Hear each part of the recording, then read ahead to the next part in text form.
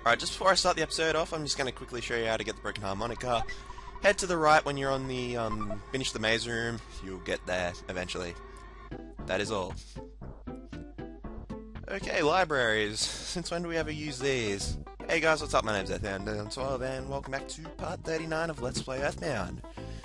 This episode we're going to try and look for the book Overcoming Shyness, in which there are a lot of copies of books other than Overcoming Shyness in stock, but we have found the book, alas. And look at those little kids, they are studying and reading their books and all that. Good on them. We're just gonna, walk out with the book, not even care about the librarian. She can go and kindly get stuffed. And now we have the book Overcoming Shyness, we could probably be able to help the tenders with their little shyness problem. So it'll probably be a good idea for us to teleport back to Tender Village, so we can, not Deep Darkness, Tender Village, so we can go and, give them their book and overcome their shyness problems. Shyness is somewhat of a social problem. I don't like it. Other people don't like it. Back in Deep Darkness, quickly I'm just going to say there's magic truffles there. I might come back a little bit, maybe when I finish the LP and... Excuse me. I'm going to finish the LP and look for them. There's about 5 of them, and I think I just forgot to mention that when we last went through Deep Darkness, so it'd probably be a good idea to mention that now.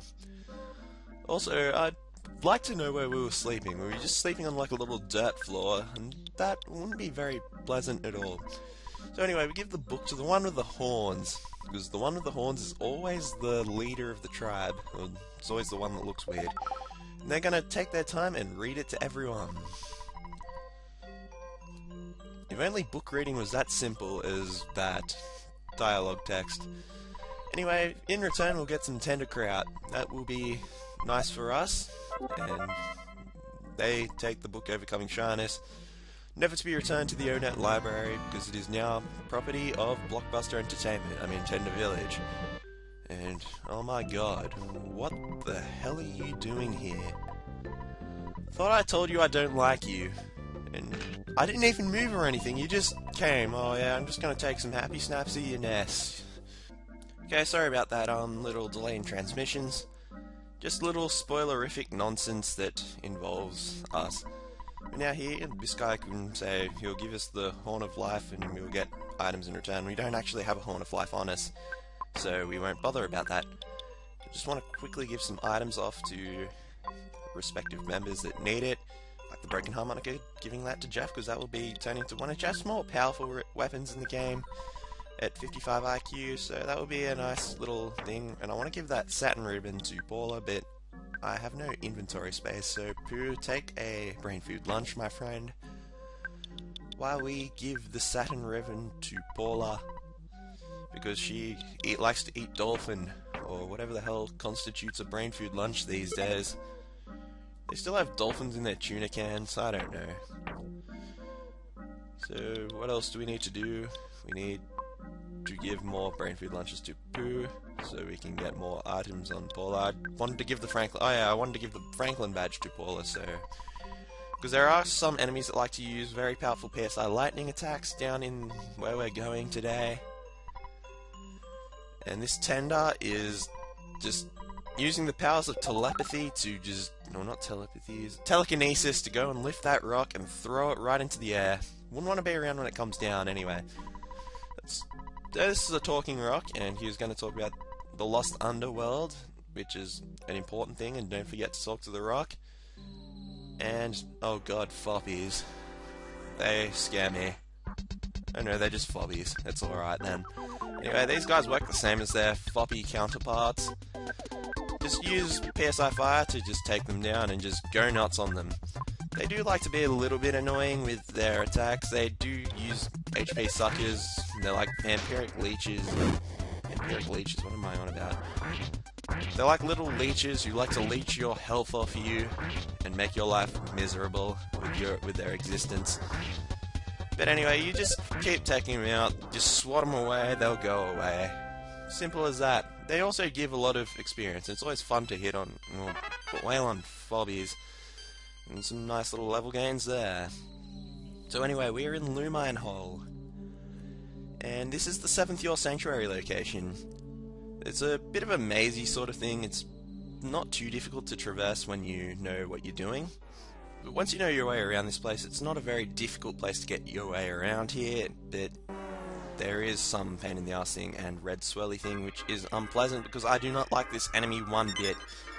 They're much like the counterparts from Pink Cloud, except this time they're a lot more powerful. They can use PSI Thunder and Gamma, which can hit multiple enemies, and half the time it just decides to just go bang, bang, bang on one enemy, and it's pretty much as good as dead. I think these guys can kill pretty much your entire party in one fell swoop, so be careful when you're fighting these, but otherwise they are highly weak to freeze.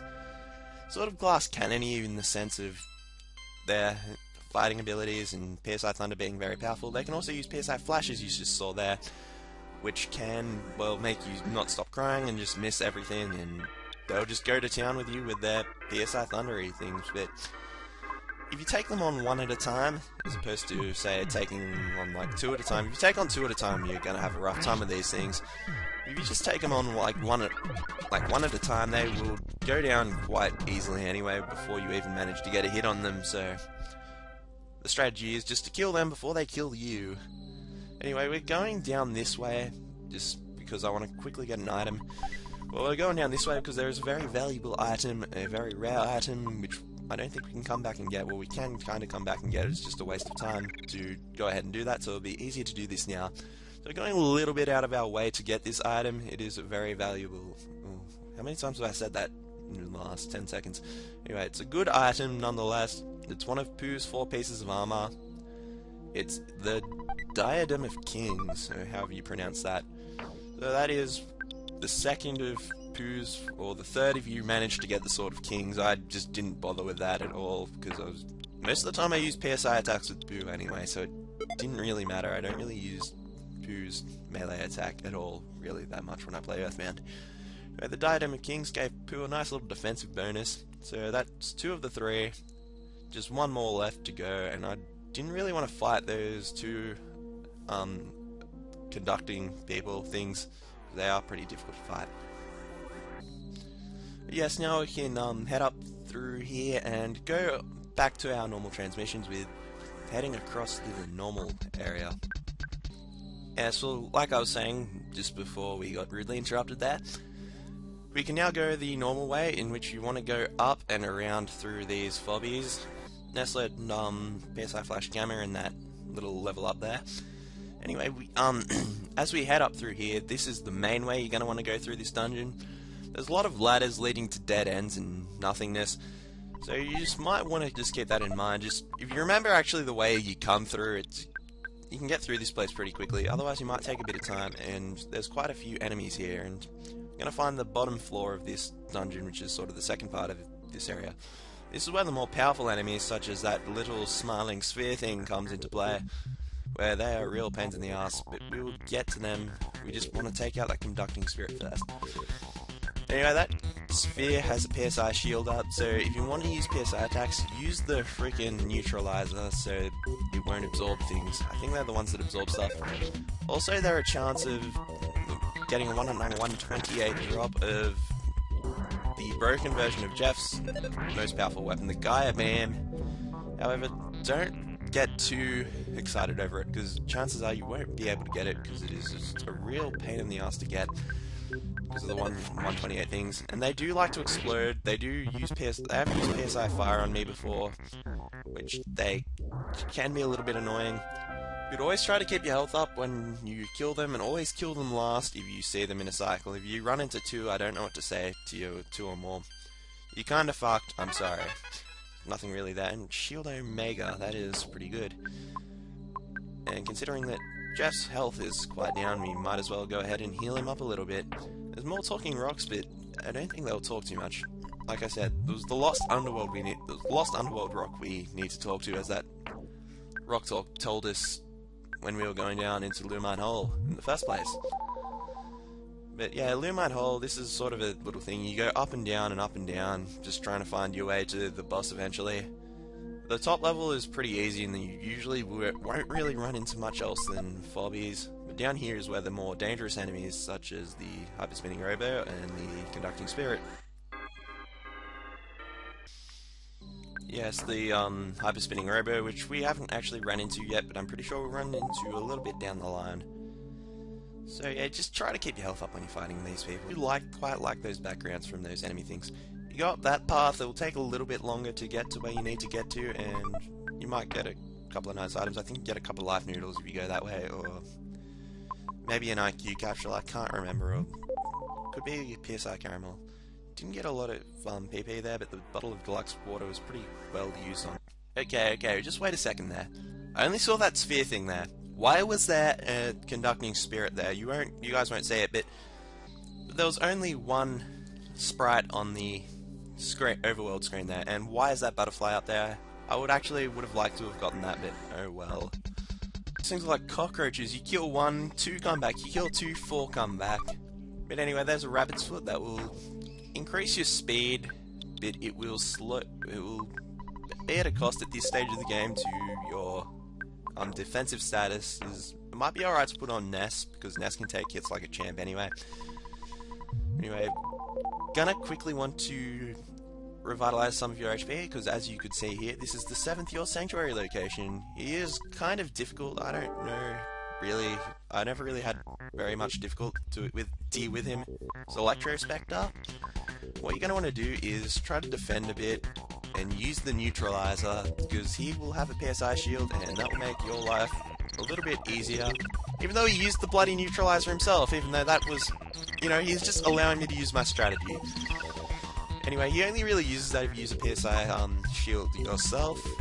And basically what you're going to want to do is just go nuts with his strongest attack. He's highly weak to freeze. So basically just pound him with LPing Gamma, Freeze Omega, Freeze Gamma, and your Heavy Bazooka. Any bottle rockets that you have will probably take it and make good work with the Electro Spectre. But other than Neutralizer, he does, and him having a PSI shield up at the beginning of the fight, as most bosses towards the end of the game do, he also is very fond of using PSI Thunder, sort of like a lot of enemies in this dungeon, and going back to Pink Cloud with Thunder and Storm. So basically, you're gonna want to have the Franklin badge on Paula, because Paula's probably your most valuable player in this fight. Even though this battle is made to look out a lot easier than it really is, this guy can make very quick work of you with that PSI Thunder Gamma and just wreck your party. But however, if it does hit Paula, it will come back and reflect on it, which you will see in a minute happen to it. It does commit suicide. It is pretty funny. So yeah, I don't really know how much HP it takes in the HP department. It should take about 3 or 4 rounds to kill, and here we go, the electrical shock attack. It deflects the thing back at the Electro Spectre, and it takes out the last of its health. It realized that it wouldn't be able to defeat us, so he just went and killed himself. Good on you, Electro Spectre. I like bosses who kill themselves. They know when things are wrong. So now we have claimed our victory, and some quite nice experience, and our 7th Your Sanctuary location. That leaves just one left, and we'll actually be going to that 8th Your Sanctuary location very soon. And we come down this hall, we are in probably the most bizarre setting for a Your Sanctuary location we have seen thus far. We do have to go for a little bit of a walk. It's these little neon lights things and what have you. And just all of a sudden, you know, there's this board thing, and as you can see, he's Ness. And he will go on with carrying on about his, whatever it is, long journey and places to go, and foreshadowing future parts of the game and fighting Gygus, and when we get to that. Still a little bit of water to go under the bridge before that.